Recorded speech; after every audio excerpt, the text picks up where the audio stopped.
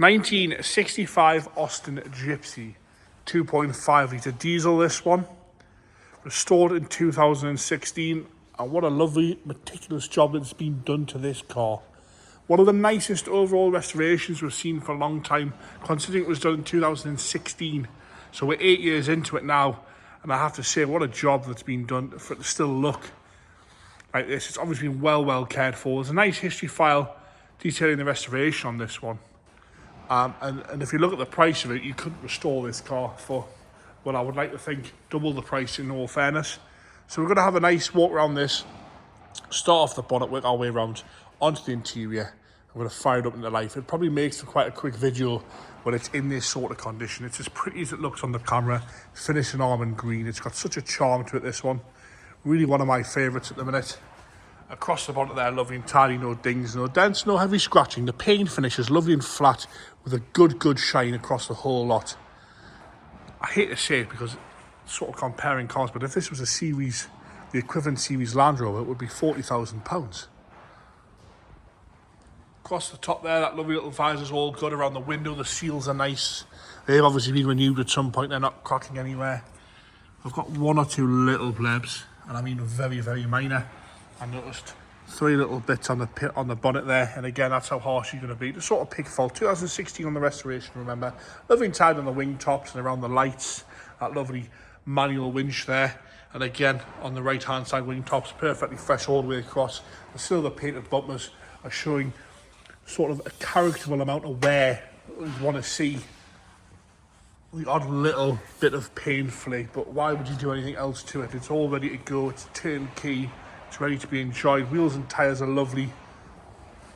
All around the arches, no nastiness, no rust going through, no dings, no dents. Perfectly straight down there. And again, onto that driver's door where it's lovely and clean and straight all the way down the door. Around the hinges are good. Bottom half of the sill sections where the door sits at the aperture on the actual tub itself is lovely. Step back there so you can have a look at it in all of its glory. Canvas roofs in lovely order all the way across. No big rips or tears in that. The windows are all nice and clear. Even the driver's windows, the sliding windows aren't heavily scratched. Wing caps all crack free. Up and across the roof seems to be all nice and straight and tidy. Attention to detail with the stickers are lovely as well. And we're going to go underneath onto the chassis. A nice thin coating there of protection. Not caked in under seal, it's not wet. It's not falling off on your hands when you touch it. Across the back end there, again, lovely and tidy. Rear cross members, good. Lights are all clean, all straight. I'm just going to try and, we will get that lifted up so you can have a good look around it. All lovely and tidy across the back end. No big dings or dents into the tailgate there. Toolbar fitters. And again, down that left-hand side, no complaints. The paintwork's really nice and flat. Into the chassis there. So you can have a good look at that there. Lovely and tidy underneath there. Around the fuel filler cap's good. Lovely and straight onto the cab and onto the doors. Around the hinges, no corrosion. And perfectly flat on the paint side of things down that left-hand side. A really good paint job to this one. With it sort of being a little bit commercially, they normally don't really get as much detail as this has had. The money that's been spent on this is a lot. And like I say, the attention to detail is absolutely perfect.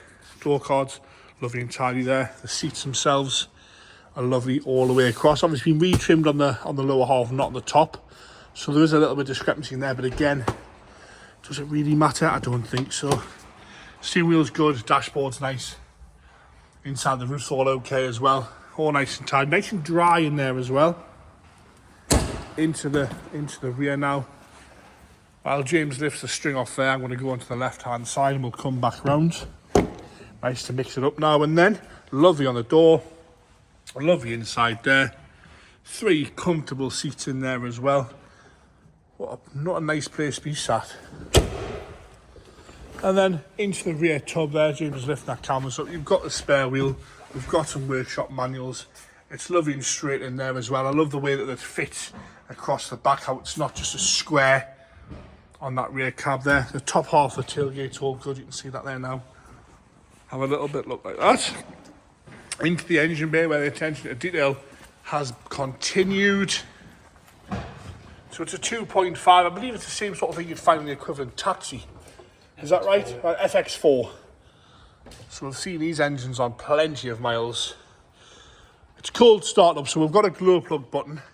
You hold that in for a few seconds, sort of 30 seconds, just to get some heat into it there. And it's very cold here today. And away she goes. What more could you ask for?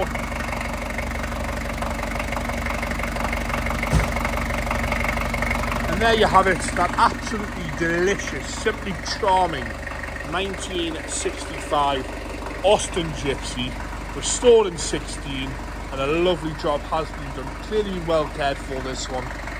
What a lovely, lovely thing.